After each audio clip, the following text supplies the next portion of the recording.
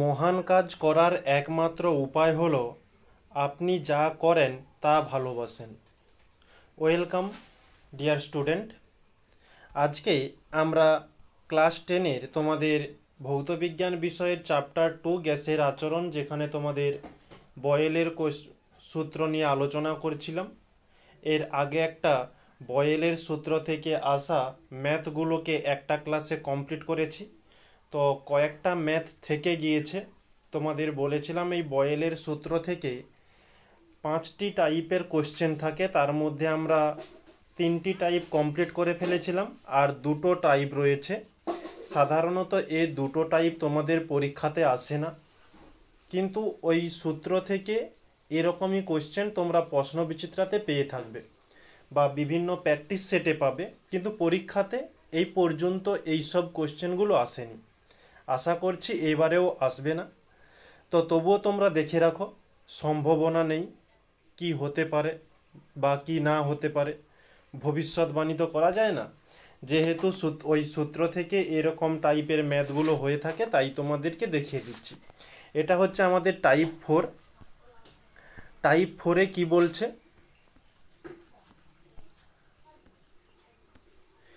27 degree Celsius উষ্ণতায় 76 centimetre Hg চাপে একটি কাঁচের টুকরো সহ কোনো গ্যাসের আয়তন 100 সেন্টিমিটার কিউব। মানে একটি পাত্রের মধ্যে কাঁচ রয়েছে, তার সঙ্গে সঙ্গে গ্যাসও রয়েছে। এই কাঁচ এবং গ্যাস এর একত্রে আয়তন হচ্ছে বলা হয়েছে যে 100 সেন্টিমিটার কিউব, এবং এখানে চাপের কথা বলছে 76 সেন্টিমিটার এইচজি। ওকে, তারপরে বলছে যে উষ্ণতা স্থির রেখে। আচ্ছা, একটা জিনিস দেখো, প্রথমে আমাদের 27 ডিগ্রি সেলসিয়াস উষ্ণতা ছিল, তারপরে বলছে যে উষ্ণতা স্থির রেখে। যখনই উষ্ণতা স্থিরের কথা বলবে তখনই তোমরা ভেবে নেবে কি এই ম্যাথটা তোমাদের বয়েলের সূত্রতে ব্যবহার হবে। ওকে, শুধু উষ্ণতা, কারণ আমরা বয়েলের সূত্রে জেনেছিলাম উষ্ণতা স্থির থাকে, তাই বলছি যে উষ্ণতা স্থির রেখে চাপ 95 সেন্টিমিটার এইচজিতে বৃদ্ধি করা হলে, তার মানে ওই পাত্রটি আগে যেখানে 76 ছিল সেখান থেকে বাড়িয়ে করা হয়েছে 95 সেন্টিমিটার এইচজি। ওকে, বলছে বৃদ্ধি করলে মিলিত আয়তন হলো 82 সেন্টিমিটার কিউব। মিলিত বলতে কার মিলিত? ঠিক ওই কাঁচ প্লাস গ্যাস, এদের আয়তন কত হলো? 82 সেন্টিমিটার কিউব। তাহলে বলছে এখানে কাজ হয়ে গেছে, কাজ নয় কাঁচ হবে এটি। কাঁচের টুকরোর আয়তন কত হবে? তাহলে এই যে কাঁচ রয়েছে দুই পাত্রের মধ্যে, ওই কাঁচের আয়তনটি কত হবে? এটি দুটি পাত্র নয়, ওই একটিই পাত্র। প্রথমে 76 সেন্টিমিটার এইচজি ছিল, সেখান থেকে বাড়িয়ে 95 হয়েছে। যেহেতু চাপ বেড়েছে তাহলে আয়তন কি হবে? কমবে, তাই 100 থেকে 82 হয়েছে। তাহলে এটা আমরা মানগুলোকে আগে তুলে নেব। তাহলে আচ্ছা, মানগুলো তোলার পূর্বে আমরা একটু ছোট্ট করে লিখে নিই। যেহেতু কাঁচের টুকরোর আয়তন চেয়েছে, তাই লিখে নেব যে ধরি কাঁচের টুকরোর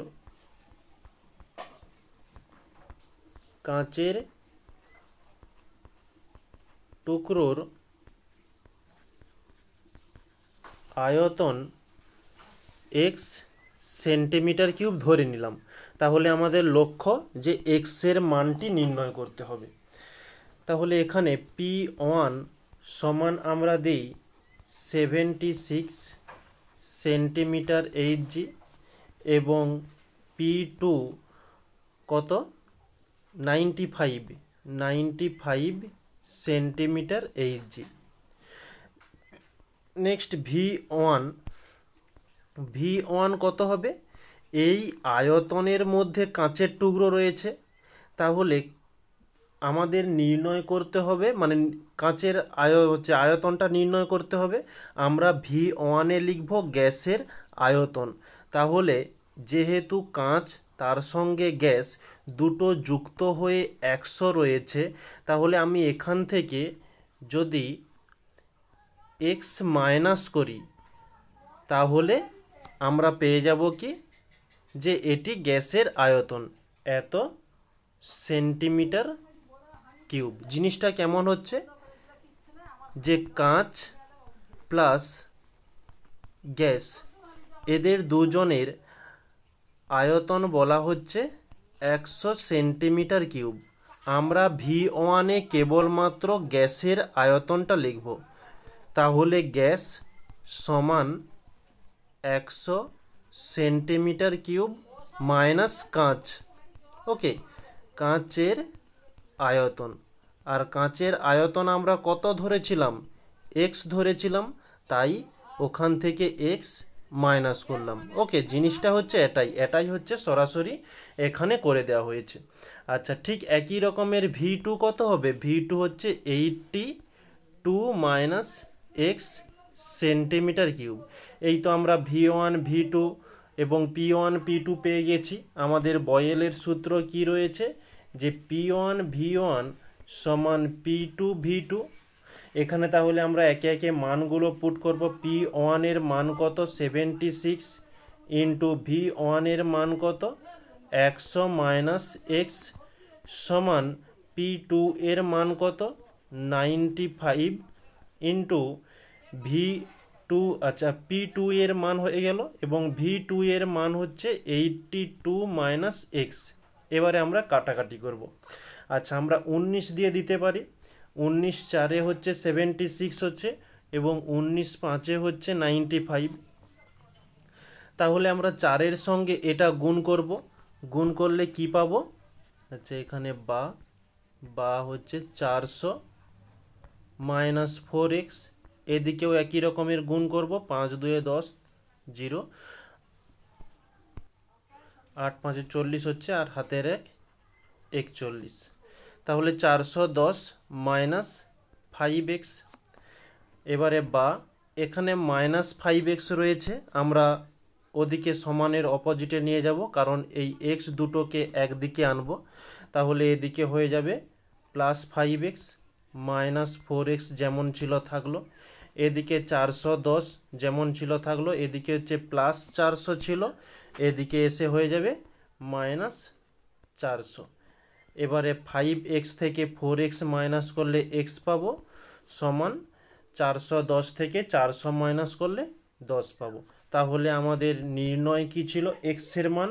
তাহলে লিখে নেব, এই যে এখানে আমরা ধরে রেখেছিলাম কাঁচের টুকরোর আয়তন x সেন্টিমিটার কিউব। তাহলে এখানে করব 1 মিনিট। ওকে, তাহলে এখানে লিখে নেব যে কাঁচের টুকরোর আয়তন 10 সেন্টিমিটার কিউব। ওকে, এটি হচ্ছে আমাদের অ্যান্সার। আশা করছি বুঝতে পারছো। নেক্সট, পরবর্তীতে ঠিক একই রকমের এখানেও যা রয়েছে এর আগের ম্যাথটিও আমরা ঠিক তাই করে এসেছি। কি বলছে এখানে একটু দেখে নেব। একটি গ্যাসের মধ্যে কিছু ধূলিকণা রয়েছে, উষ্ণতা স্থির রেখে উষ্ণতা স্থিরের কথা বলছে, তার মানে এটা কিসের সূত্র, বয়েলের সূত্র। উষ্ণতা স্থির রেখে চাপ দ্বিগুণ করলে, তাহলে চাপ যেহেতু দ্বিগুণ করতে বলেছে, তাহলে আগে আমরা ধরলাম P1 সমান P, এবং P2 সমান দ্বিগুণ যেহেতু, তাহলে 2 ইন্টু P। বলছে দ্বিগুণ করলে ধূলিকণা সহ গ্যাসের আয়তন 1000 ml থেকে কমে 501.2 ml হয়। তাহলে কমে মানে আগে ছিল 1000 ml, তারপরে হয়েছে 501.25 ml। তাহলে আমরা লিখব V1 সমান 1000 ml এবং V2 সমান 501.25 ml। ওকে, তারপরে বলছে যে ধূলিকণার সামগ্রিক আয়তন কত। ঠিক একই রকমের আগের যে ম্যাথটা করেছিলাম, আমরা ধরে নেব যে ধূলিকণার আয়তন xml। তাহলে প্রথম ক্ষেত্রে আয়তন কত ছিল? দুটো জিনিস নিয়ে, গ্যাস তার সঙ্গে ধূলিকণা, শুধু ধূলি লিখে দিচ্ছি, সমান আয়তন ছিল 1000। ওকে, তাহলে আমাদের শুধু এখানে নির্ণয় করব গ্যাস, মানে V1 এর মানটা বসিয়েছি। এটা কিন্তু ইনকমপ্লিট মান। ওকে, কমপ্লিট হয়নি, এক্ষুনি কমপ্লিট করছি কিভাবে করতে হয়। গ্যাস সমান হয়ে যাবে যে 1000 মাইনাস ধূলিকণার আয়তন। আচ্ছা, 1000কে 1000 থাকলো, ধূলিকণার আয়তন, এই যে গ্যাস, এটা হচ্ছে V1। ওকে, ধূলিকণার আয়তন কত ধরেছি? এই যে আমরা এখানে xml ধরেছি, তাহলে x, তাহলে অর্থাৎ আমাদের হচ্ছে V1 এর মান কত হলো? 1000 মাইনাস x। তাহলে V1 এর মান কি? 1000 মাইনাস x। ওকে, আচ্ছা, ঠিক একই রকমের V2টাও কি হয়ে যাবে? যে 501.25 ml মাইনাস এক্স ml, এখানেও ml লিখতে পারো। ওকে, এই হয়ে গেল আমাদের V1 এবং V2র মান। এবারে আমরা বয়েলের সূত্রে মানগুলো বসাবো। নেক্সট পেজ করে নিই। বয়েলের সূত্র যে কি P1 V1 সমান P2 V2। তাহলে P1 এর মান কত? P ইন্টু V1 এর মান কত? 1000 মাইনাস এক্স সমান P2 এর মান কত? 2P ইন্টু V2 এর মান কত? 501.25 মাইনাস এক্স। এবারে আমরা এটা কাটাকাটি করতে পারি। পি, এদিকের পি কেটে গেল, তাহলে এদিকে থাকছে কি? বা 1000 মাইনাস এক্স সমান এদিকে 2 গুণ হবে, তাহলে 2 গুণ করলে আমরা পেয়ে যাব 1002.50 মাইনাস 2x। এবারে এক্স দুটোকে একদিকে আনবো, 2x মাইনাস 2x ছিল, সমানের এদিকে এলে প্লাস 2x হবে, আর এদিকে মাইনাস এক্স যেমন ছিল থাকলো। আচ্ছা, এদিকে হচ্ছে কি 1002.50 মাইনাস, এদিকে 1000 প্লাস ছিল, এদিকে হলে মাইনাস হয়ে যাবে। আচ্ছা, 2x থেকে x গেলে পেয়ে যাব x সমান এদিকে 1002 থেকে 1000 গেলে তাহলে 2.50। ওকে, এত ml। তাহলে অতএব দিয়ে লিখে নেব আমরা প্রথমে যেটা ধরেছিলাম যে ধূলিকণার আয়তন xml, তাহলে x এর জায়গাতে আমি বসাবো 2.50। তাহলে লিখছি যে ধূলিকণার আয়তন 2.50 এত ml। ওকে, এটি হচ্ছে আমাদের অ্যান্সার। নেক্সট পরবর্তীতে আমরা শুরু করব টাইপ 5। এটা তোমরা প্রশ্ন বিচিত্রাতে 2-1বার পেয়ে যাবে। ওকে, তো এই ম্যাথটা সাধারণত পরীক্ষাতে আসবে না, তবুও তোমরা দেখে রাখো, তবুও তোমরা প্র্যাকটিসের মধ্যে রাখবে। ওকে, আচ্ছা, ম্যাথটিতে কি বলছে দেখে নেব। একটি হ্রদের তলদেশ থেকে একটি বায়ুর বুদবুদ জলের ওপরে ওঠার ফলে তার আয়তন পূর্বের আয়তনের 6 গুণ হয়। তাহলে জিনিসটা একটু চিত্রের মাধ্যমে আমরা বোঝার চেষ্টা করব, তাহলে খুব সহজে বুঝতে পারবো। একটা বায়ুর বুদবুদ ছিল এইখানে। ওকে, এগুলো হচ্ছে সব জল। ওকে, জল করে দাও সব। এই হচ্ছে বায়ুর বুদবুদ। ওই বুদবুদরা যখন উপরে আসে ওর 6 গুণ হয়ে যায়। ওকে, তাহলে আমরা ধরে নিলাম যে এই ছোট বুদবুদটা হচ্ছে যে ভি ওয়ান সমান আমরা ভি ধরলাম, ওকে, ভি সেন্টিমিটার কিউব। যখন ওটি উপরে আসে ওর আয়তন কত হয়, 6 গুণ বেড়ে যায়, মানে 6 ভি এত সেন্টিমিটার কিউব। তারপরে কি বলছে, বলছে ব্যারোমিটারের উচ্চতা 76 সেন্টিমিটার হলে, মানে ব্যারোমিটার কোথায় বসাবে, পুকুরের তো নিচে নয়, ভূপৃষ্ঠের ওপরে। তাহলে এই হচ্ছে পুকুরের জলতল, এই হচ্ছে আমাদের ভূপৃষ্ঠ। এখানে ব্যারোমিটারের চাপ হয়েছে মানে বায়ুমণ্ডলীয় চাপ P2 এটা, আর হচ্ছে জলতলের যে একেবারে হ্রদের তলদেশে যে চাপটি রয়েছে তাকে আমরা P1 ধরলাম, P1 P2। তাহলে P2 বলছে 75 সেন্টিমিটার এইচজি, ওকে, এখানে এইচজি দেওয়া নেই কিন্তু এইচজি হবে।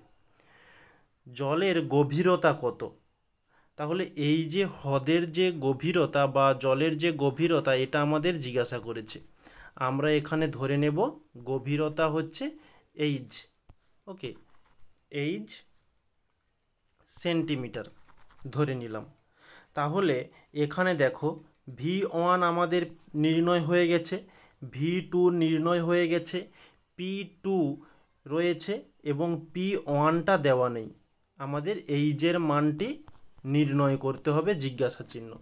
এখন P1 এর মানটি তোমরা কিভাবে নির্ণয় করবে, একটু আচ্ছা একটু ফাঁকের দিকে করি। P1 সমান হয়ে যাবে, এই যে বিন্দুটা বা এই যে বুদবুদটা, একটু কালারটা চেঞ্জ করি বুঝতে সুবিধা হবে।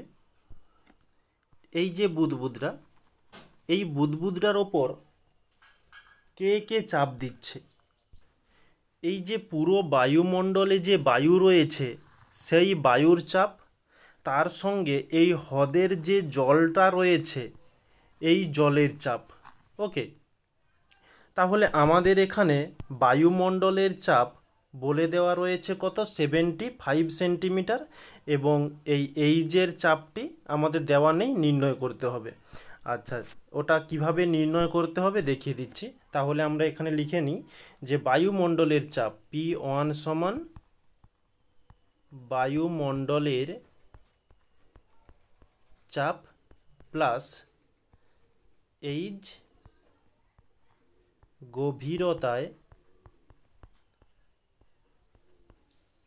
জলতলের চাপ।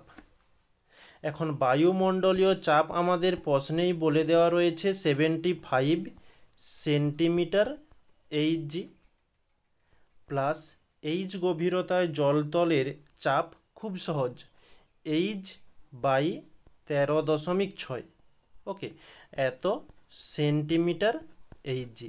সব থেকে বড় প্রশ্ন 13.6 ফেরে কোথায় ছিল।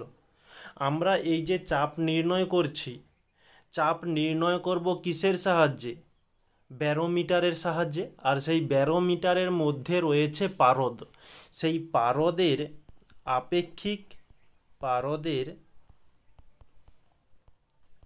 আপেক্ষিক গুরুত্ব সমান হচ্ছে 13.6। এই কারণে আমরা 13.6 দিয়ে ভাগ করেছি। আর এই যে 13.6-এর ব্যাপারটা তোমাদের এই চ্যাপ্টার শুরুর একেবারে প্রথম ক্লাসে আলোচনা করেছিলাম, যে ব্যারোমিটারে বা বায়ুমণ্ডলের চাপ কাকে বলে, বায়ুমণ্ডলের চাপের একক এবং কিভাবে নির্ণয় করতে হয় একটা ম্যাথমেটিক্যাল প্রবলেমের সাহায্যে বুঝেছিলাম।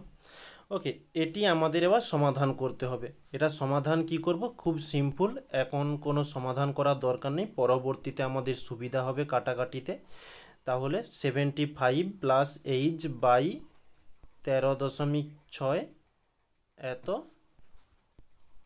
সেন্টিমিটার এইচজি, ওকে। আচ্ছা, আমাদের এখানে যেহেতু বলেছে জলের গভীরতা কত, তাহলে আমরা এখানে ধরে নেব যে ধরি জলের গভীরতা এইচ সেন্টিমিটার, যেটা আমরা এখানে ধরেছি ছোট্ট করে। আচ্ছা, এই হয়ে গেল আমাদের P1। আর এই চিত্রের মধ্যে যেটা আমরা লিখেছি নেক্সট পেজে একটু লিখে নেওয়ার চেষ্টা করব। তাহলে P2 কত হবে? 75 সেন্টিমিটার, এবং হচ্ছে V1 সমান V সেন্টিমিটার, 1 মিনিট,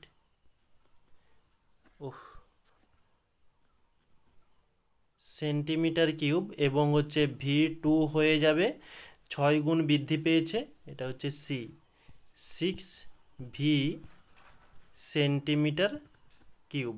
ওকে, এবারে আমরা মানগুলো পুট করব কোন সমীকরণে? বয়েলের সমীকরণ। P1 V1 সমান P2 V2। এবারে P1 এর মান কত? 76 তো না 75, 1 মিনিট একটু চেক করে নিই। 75 প্লাস H/13.6 এত ইন্টু V1 হচ্ছে V সমান P2 হচ্ছে 75 ইন্টু V2 হচ্ছে 6V। V কেটে গেল। ওকে, আচ্ছা, এখানে 75 যোগ আকারে রয়েছে, সেদিকে গেলে কি হবে? আচ্ছা, গুণ হয়ে যাবে। আচ্ছা, গুণ বলছি, যোগ আছে, সেদিকে গেলে বিয়োগ হবে। এই তো হচ্ছে পরিষ্কার কথা, গুণ টুন বলে ফেলছি। আচ্ছা, এদিকে হচ্ছে H/13.6 সমান 75 ইন্টু 6 এদিকে ছিল, আর এদিকে হচ্ছে -75। আচ্ছা, H/13.6 যেমন আছে থাকলো, এটা একটু ক্যালকুলেশন করে নিই। আচ্ছা, এখানে গুণ করেও তোমরা করতে পারো, কোনো সমস্যা নেই। তো তার থেকে আমার মনে হয় এখানে হচ্ছে এটা কমন নিয়ে নিলে সুবিধা হয়। তো কমন নিয়ে নিই, 75 কমন নিলে 6 - 1 থেকে যাচ্ছে, কারণ এখান থেকে 75 নিয়ে নিলে 1 থেকে যাবে।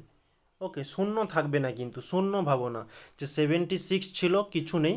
আচ্ছা, 76-এর সঙ্গে 1 গুণ করলে 76 থাকছে। তো এখান থেকেও 76, এখান থেকেও যদি 76 নিয়ে নিই, তাহলে 6 - 1 থেকে যাবে। ওকে, এবারে বুঝতে পারছো, কোনো সমস্যা নেই। আচ্ছা, তাহলে এটা বাই H/13.6 সমান 75 ইন্টু 6 থেকে -1 করলে হবে 5। আচ্ছা, এদিকে আবার এটা গুণ ছিল, এদিকে হচ্ছে ভাগ ছিল, এদিকে হচ্ছে গুণ হয়ে যাবে। 75 ইন্টু 5 ইন্টু 13.6, পয়েন্ট উঠে গেলে 0 আসবে। আচ্ছা, 5 দিয়ে দিলে 5 2 10, 2 দিয়ে দিলে 2 6 12, 2 8 16, তাহলে 868 সমান হচ্ছে 75 ইন্টু 68। এটা গুণ করলেই আমাদের অ্যান্সার চলে আসবে। তাহলে গুণ করলে আসছে আমাদের 5100 এত সেন্টিমিটার আসবে। আচ্ছা, তোমরা এখানেও অ্যান্সারটি করতে পারো, কারণ আমাদের মান নির্ণয় করতে হবে কার? এইচের মান নির্ণয় করতে হবে। অর্থাৎ আমাদের আসছে কত? 5100 সেন্টিমিটার, বা একে তোমরা মিটারেও করতে পারো, কোনো অসুবিধা নেই। মিটারে করার জন্য 5100 একে 100 দিয়ে ভাগ করতে হবে, এত মিটার। তাহলে নিচের দুটো জিরো, উপরের দুটো জিরো কেটে গেল, অর্থাৎ 51 মিটার।